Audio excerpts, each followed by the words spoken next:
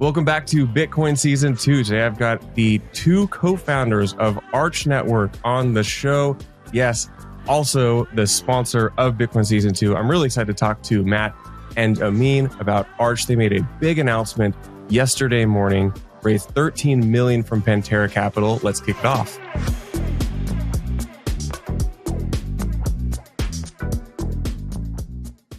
Okay, Matt, Amine, welcome to Bitcoin Season 2, this time as both sponsor and guest. Welcome, guys. Thanks for having us. It's been quite a whirlwind 24 hours, I imagine. You guys announced a $13 million raise, Series A, led by Pantera.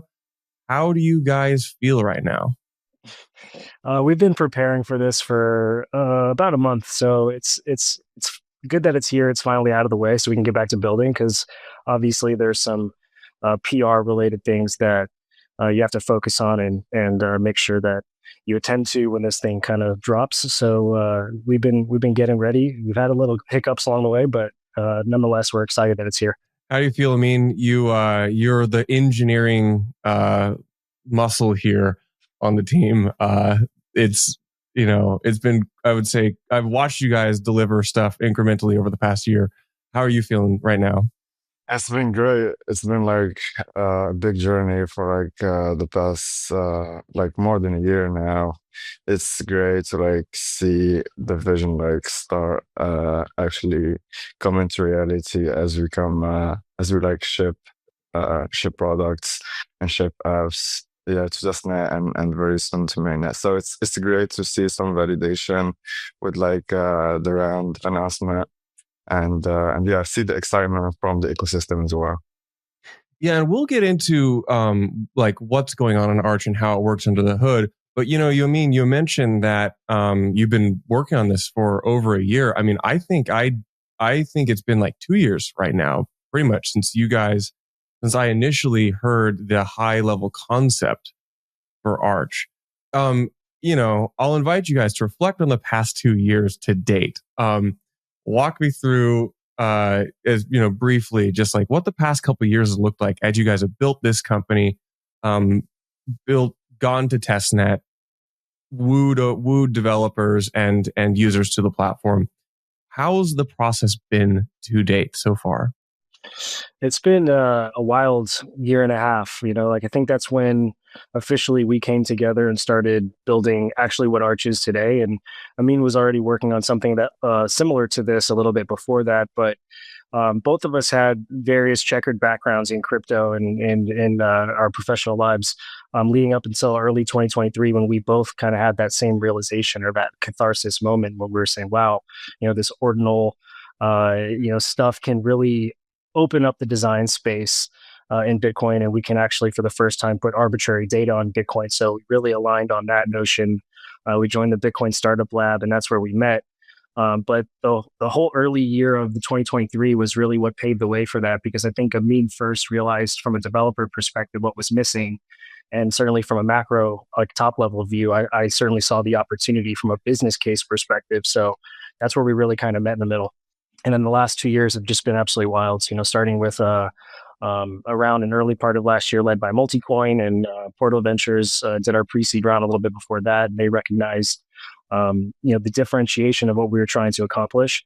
And, I think that we just carried that same theme throughout the remaining rounds with just high conviction investors that have a lot of experience and a lot of value to add when it comes to growing an ecosystem.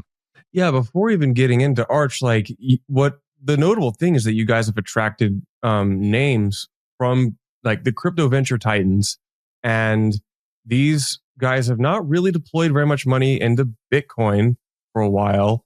What attracts them about Arch? Why is it Arch that you guys have managed to finally get them to deploy cash into Bitcoin ecosystem? Well, when I think the Bitcoin design space really opened up, we saw an enormous amount of venture activity pouring into the layer 2 landscape. And there were, you know this probably better than I, Charlie, but more than 100 L2s or something last year. But the majority of the VCs that were participating in this was more of a buckshot scattered approach, saying I agree on this idea that DeFi and Bitcoin will exist, but no real technologically speaking thesis about how that would look. So it was kind of just a spray and pray approach across the entire ecosystem. But when we went through our due diligence process through our various rounds, we recognized and took notice of the investors, not only for their track record, which Multicoin and Pantera have a phenomenal track record, but they make very concentrated and high conviction bets. And then they follow up with those bets by backing the ecosystem or those projects in a number of different ways. So it was really, there was nobody that came close when it came to evaluating partners for the future, when it came to filling these rounds. But we're blessed to have them as partners, and I think that it's good validation or credibility in what we're trying to do, which is very different. And I think that if you're a thesis-driven investor, you have to look at the landscape and see 90 plus EVM copycat rollups with a multi-sig, and then you see one, Arch network that's actually trying to do something new and novel. If I was putting myself in their shoes, I would probably do the same thing. It's mostly like the differentiated approach. Like earlier, like a year or so ago, like all of these, you start seeing like these VCs pop up. It's like fund them, like literally EVM L2 copy paste, like nothing new, mainly a multi-sig and like deploying an optimism fork and like calling it a Bitcoin L2. Some of them like are not even like they're just funneling assets to from Bitcoin. But I think most people didn't like take the time to like think about what Bitcoin needs and what is still missing from it. And like even with the ordinal boom, we still see like blocks not filling up, and you can't really like there isn't demand for scaling if the blocks are not full on a consistent basis. So we just like took the approach of like enabling L1 programmability first and filling up those blocks before we even think about like scalability. Yeah, this you already touched on multiple topics, which my dive into the Arch documentation, I'll call back to those. The Arch VM versus the EVM, the differentiated threshold signing scheme for an interesting like liveliness component to it. So before I lose the listener and start talking with Amine about like how Arch works under the hood, maybe let's talk about just the Arch ecosystem, which I think is very exciting.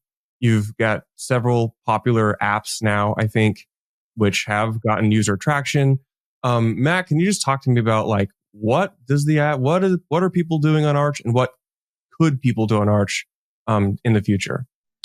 I mean, if we're comparing to other programmable chains like Ethereum and Solana, you can do all of the same things. That's the beauty of utilizing Arch to do more Bitcoin programmability, is that you no longer have this dilemma. We call it the Bitcoin builder's dilemma, where you don't have a native VM, you don't have smart contract controlled wallets or program derived addresses on Solana in those two cases. You don't have these critical pieces of infrastructure that allow for Turing complete programmability.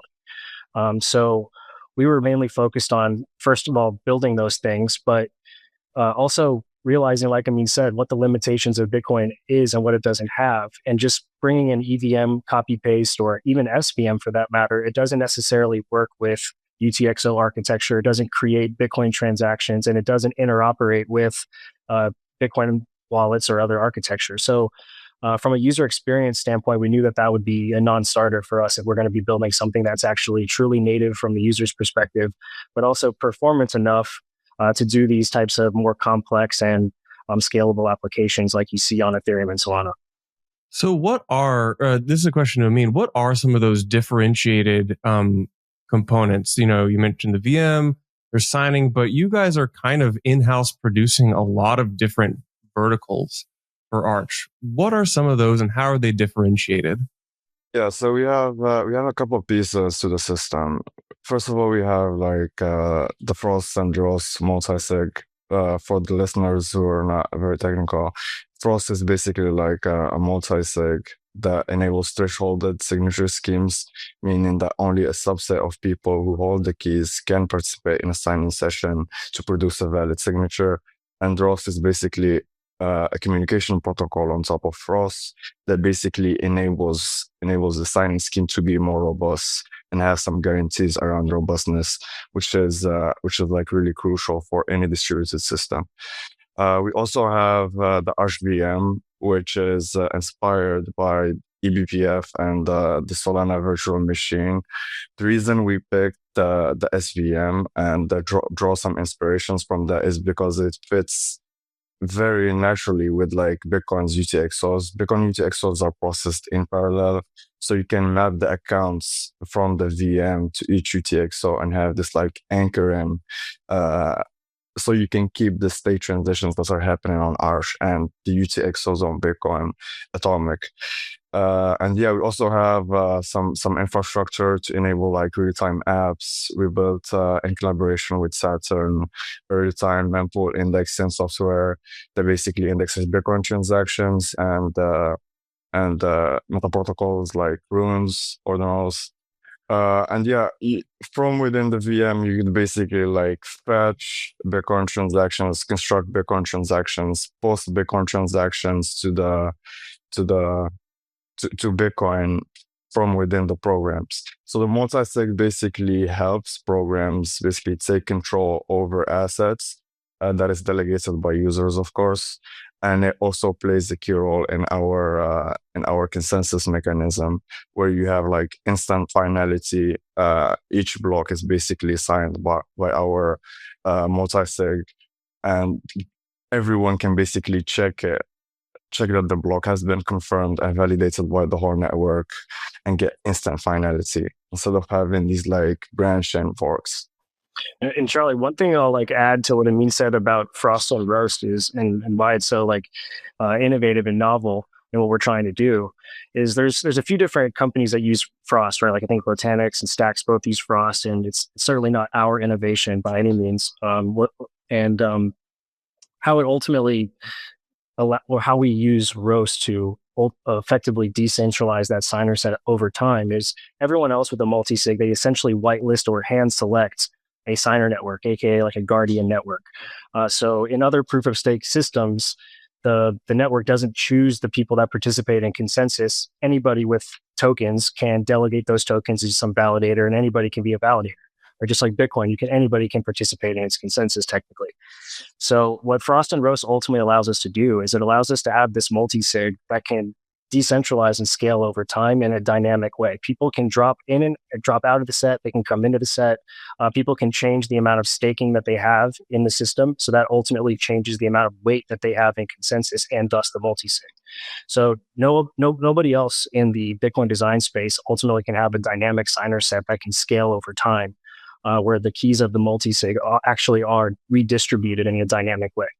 That actually is I want to double click on that because that's really interesting. And this is one of the big like Bitcoiner criticisms of proof of stake is that it's really hard to get around this permissioned validator problem, or at least some kind of bootstrapping validator problem. I would invite you or Amine to describe this a bit more. How does Roast accomplish this, allowing more validators to join without your, as you say, Matt, a guardian validator set? So we have like a distributed key generation scheme at first for like the Genesis validator set, where people our Genesis validator set basically generate in a decentralized way, like random keys, and they each get a signature share in the multi-sig, and the aggregate signature is basically what controls the underlying multi-sig. So each number of epochs, we have a resharing mechanism where each validator reshares their own secret share to the new validator set, and everyone in the old validator set does that. So you end up with these new secret shares in the new validator set that render the old secret shares invalid as long as 51% of the network basically destroy their keys. And that is the assumption that we make here with Arch, and the validator set is that 51% of the network is always going to be honest. And this gives you like the ability of being flexible in the validator set. You can like change the number of validators in the new set. You can either like validators can exit the validator set, new validators can join.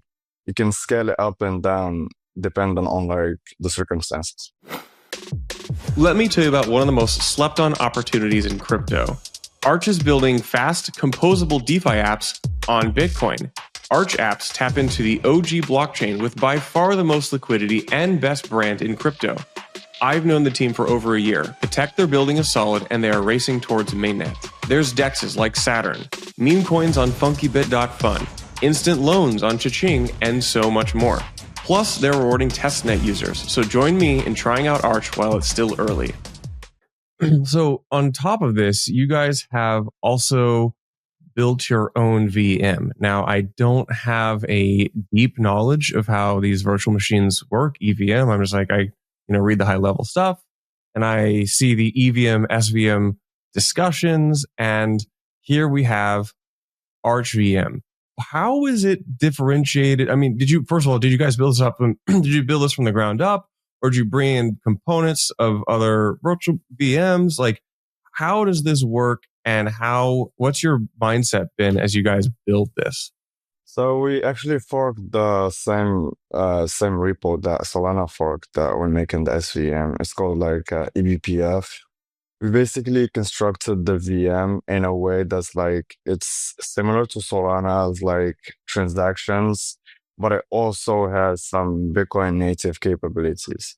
So you're not going to be able to like construct Bitcoin transactions inside the SVM. You're not going to be able to like pull transactions from the Bitcoin blockchain. You're not going to be able to like request signature from validators of the network on the SVM. So we had to make some design decisions inside the VM, adding some syscalls, like changing the entry point of the VM to basically allow for this type of functionality. The main reason we chose to like start off of like eBPF and not start off of the EVM is because of like the parallel nature of like Bitcoin. As I said, Bitcoin processes UTXOs in parallel, and we need a way to express that and to make the developers aware of that in order to make Bitcoin native apps on the L1. And that is why we chose to go this way. So one of the big, it's really funny we have this conversation today because I think like 2 or 3 days ago, Vitalik like literally was saying something like, let's do away with EVM. And I think some of the responses were like, EVM is like the one network effect that Ethereum still has. And, but, it's timely because one of the challenges that you guys have is getting developers to use a new VM. Tell me how you guys are cracking this nut, because this is a big challenge here. Absolutely. Yeah. It's very similar to the early days of Solana in the sense that I believe they call it the chewing glass phase, right? Where a lot of developers recognize the friction on Ethereum with high gas fees and slow throughput, and ultimately what C-level and the SVM represented in terms of a better UX or a lower cost ecosystem or way of transacting. The problem is it wasn't in Solidity, it was in Rust, and there wasn't any really that much supporting documentation or open source frameworks that helped developers build.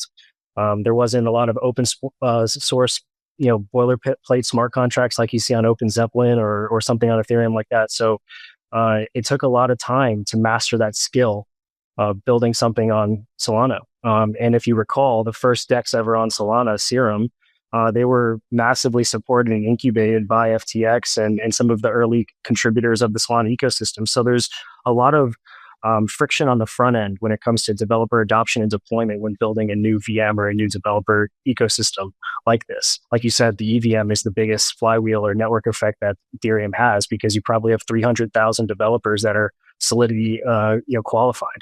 And any front end builder can pretty much build a Web3 application using EVM at this point. And now AI is getting better and better. We deal with that same friction, right? We have to develop a anchor-like framework that abstracts away the complexities from the developer experience, IDL generation. All these things ultimately contribute to a better developer experience, but accelerate adoption.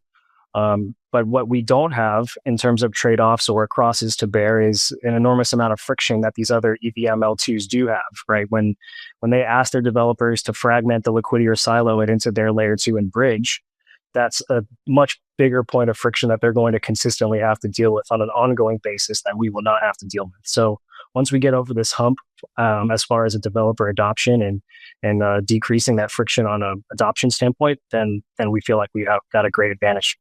Yeah, I mean, I feel like I imagine you probably spend a lot of face time with people building on Arch, like developers or in the weeds. Your strategic partners as you go to launch. What are they saying? Like, what are you seeing as this new crop of builders and applications build stuff on Arch Network? I'll say this first, like definitely, like it's definitely like a new programming paradigm, like thinking about a single-threaded virtual machine that is the EVM is a different paradigm from like thinking about like parallelism. So it's definitely like a challenge for people to get started, but once they start, they really like start appreciating like what Arch can enable. For example, like Saturn, they were like able to provide this like L2 experience on the Bitcoin base layer without any trade-offs for like the takers of the liquidity. So they're like, so it's like the best of both worlds. It's you get the speed, you get the good user experience, and you get the safety of Bitcoin, and that is like something you can't get on these L2s. You can't get really anywhere. And I feel like once people realize that, they start seeing the vision and they start seeing like what Arch can enable. And from there, like it's mostly like smooth sailing. So what are some lessons you guys have learned from Testnet? There were some like small hiccups, but like you guys have powered through those. You fixed and patched those. That's the purpose of a testnet. What are some kind of experiences or lessons that you guys have found during the testnet period? There were like two main problems, just like the indexing software that's out there on Bitcoin is like really slow. So we had to like rebuild our own indexing software to deal with like how fast Arch is. And also the probabilistic consensus from Bitcoin and like all these reorgs and RBS or like are really challenging to deal with. And we came up with like fixes for like both of those. We have now the Titan indexer that indexes like real-time mempool data. Like as soon as the transaction is in the mempool, we're able to index it, very low latency. We've seen like people after we published it and open sourced it, like a lot of people just like thanked us. Like we literally cut latency for like a lot of apps in more than half just by this simple change. And also regarding the rollback, I think this is something that like most apps that are live on Bitcoin right now struggle with. When you're like almost every app on Bitcoin right now is waiting for like at least one confirmation on the base layer, and we didn't want to like we didn't want that user experience. It's really bad. You don't know if your transaction is gonna go through or not, and you have to basically keep checking it. And you can even trade VRTXOs that are unconfirmed. So what we came up with is this rollback mechanism that basically enables us to like not wait for confirmation at all and just keep like producing blocks. And if a change on Bitcoin happens, we're able to like map this state through like a transaction dependency graph. So we're basically mapping each transaction in the graph by what accounts that are similar in both transactions. So you're able to have this like DAG that shows you all the dependencies between transactions, and you can basically easily determine what is the correct state depending on like the changes that happened on Bitcoin. Yeah, it's interesting because that was my next question, was about the like you guys choosing to put basically a DAG on Bitcoin as a way to solve for what you call, I guess, Bitcoin pre-confirmations. Yeah, I'm just keep going down this road. Explain more about like what's happening under the hood here. So we've seen this problem with Saturn where you basically like Arch is way faster than Bitcoin. Bitcoin has like 10-minute block times and Arch has like sub-second block times. So you have the situation where you're processing a lot of transactions, they're chained together, but sometimes the state in Bitcoin is just like wrong. Someone like RBS a transaction or like reorg happens, and like you can't push any more transactions to Bitcoin because your state is just wrong. So the transaction dependency graph has basically allowed us to like detect those changes with the help of Titan indexer, and also change those states in real time, so we don't have to basically like wait anymore, and that we can send those transactions as fast as Arch transfers them. So, Matt, this is really, this is interesting because you and I have been in various chats about Bitcoin MEV, and this is fun and exciting and can kind of nerve-wracking talk for a lot of people. But Arch does bring in interesting new dynamics to Bitcoin transaction ordering and liveliness and confirmations. Talk to me about how you guys think about transaction inclusion in blocks, and how you guys think about how this may change the game up for like how Bitcoin blocks are produced. Yeah, I think when developing a system, it's very important to be looking at incentive design, right? Like it's not just all about can you do this with duct taping a few technologies together, but do the actual incentives of all participants actually line up?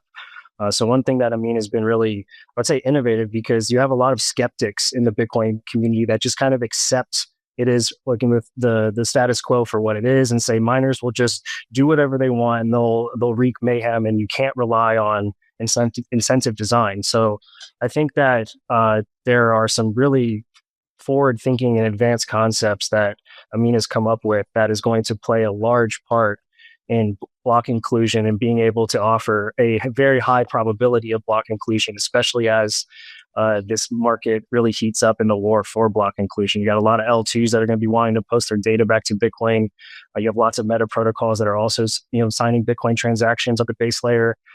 So being able to do this robust fee estimation and incentive mapping is really important. So maybe me can explain a little bit about some of these things and these concepts that we're working on. I don't know if we want to share too much about some of the. You don't have to share everything, but concepts. I am really curious because this is one of the most interesting topics which not many people are talking about, I think.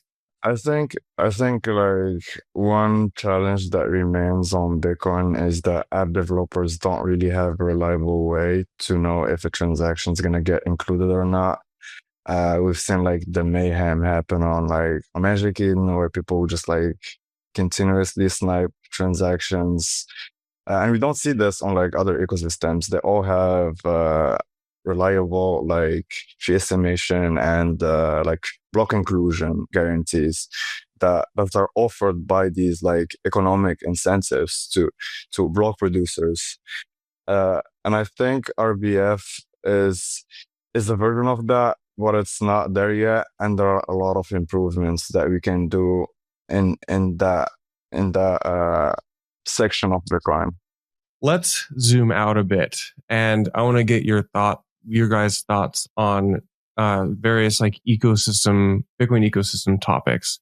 I think one is it might be a bit of a cliche topic, but I think it's interesting because you guys are trying to attract app developers. There's a great page on your website which is like, who is Arch for? Like, we want to get art, we want to get DeFi, we want to get GameFi. I thought GameFi was really interesting because it's this kind of white whale in crypto where we all feel that it should happen. And I think you even in particularly single out most notably my favorite topic, which is prediction markets. I'm very opinionated on this, that I think prediction markets are one of the most underexplored high product market fit applications. Do you guys see this happening on Arch? I mean, I know you're saying like everything can be on Arch, but we saw a huge success last year in prediction markets, but it was on, of all things, Polygon. What do you think is like these new types of, do you think that that these like types of applications will take off or on Arch? Is Arch suited for these types of applications? What are your thoughts here? Well, as far as prediction markets go, I think that they certainly did heat up last year because of this U.S. election cycle that really, provided a path for people to speculate and do this, decentralized betting or outcome betting situation. But utilizing AMM infrastructure to do these, decentralized houseless betting protocols, I think that is a novel, thing to build with any system. So I think people will want to use their Bitcoin to make bets on sports or bets on outcomes in politics and things of that nature, just like they'll want to do in the financial market. So we do have a prediction market in our testnet right now called Predictor Market. There's a few others with a couple other exotic spins to them that are in development. But we do think that betting, SocialFi, GameFi, these types of concepts certainly have a place in Bitcoin. How do you guys think about the abundance of like Bitcoin meta protocols and this kind of weird phenomenon where new assets emerge on Bitcoin L1 and then the different L2s or the different extensions to Bitcoin have to solve for like bringing those over? How is it different? Is the actual transfer of assets from Bitcoin L1 to Arch, does that look any different, or do you have to like figure out how to prioritize the extension of those assets into Arch apps? I'm really curious because like we see almost even still today, like every few months, like some new thing pops up and has all of Asia trying to mint it and trying to speculate on it. How do you guys think about this? So I think like one of the beauties about what Arch brings to the Bitcoin ecosystem with all these emerging meta protocols like BRC20 runes and beyond, like alkanes, for example, is that we are compatible with any UTXO assets. And conversely, these other meta protocols, they require an indexer. So you're not going to be taking a BRC20 into the alkanes wallet and doing DeFi there. So I think what Arch represents is this consolidation or this aggregation of all these multi-assets that aren't necessarily interoperable with one another, but they can be on Arch, simply because we process these UTXOs and manage them through our UTXO-aware VM. So you can technically do BRC20 to Rune swaps or Alkane to BRC20 swaps in some type of app that has enough liquidity to support those pairs. You can definitely you can validate these like meta protocol rules as a smart contract on Arch. You can construct a Bitcoin transaction so that it so that it respects the meta protocol rules. You can even swap between different protocols. It's mostly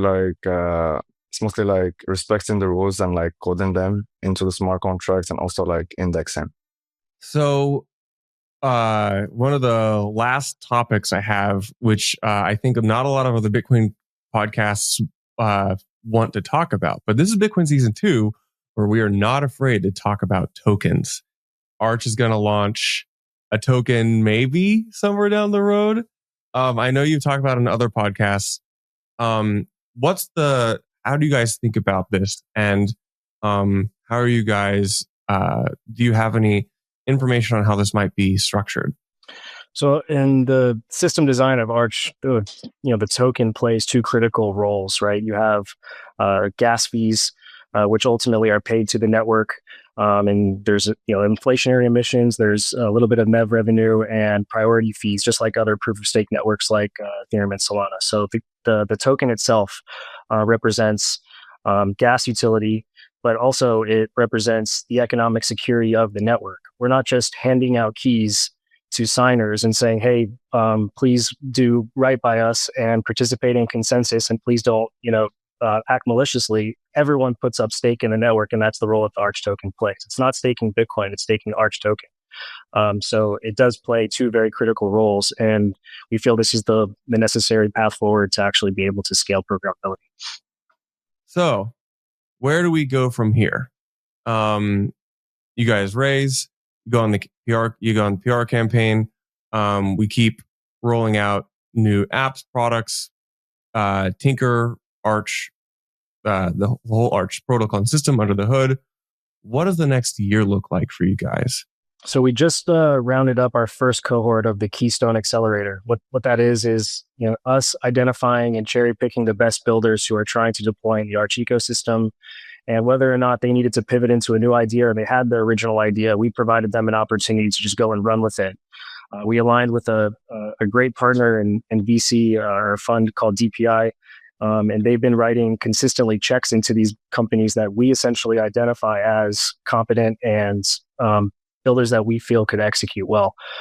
So the whole points of the first cohort of the Keystone Accelerator was to align with the first primitives that are going to be seen in the first day of launch on the Arch mainnet. So borrowland, AMMs, order books, launch pads, margin trading, and perps, as well as prediction market, as I mentioned before. So all of these applications will be ready to go, but they've also been getting some very concentrated support, not just by our team, but our investor network. So we just announced, as you said, the closing of our fundraising round, and a big part of that is going to be continuing to support the ecosystem. So we're launching our second cohort for that accelerator.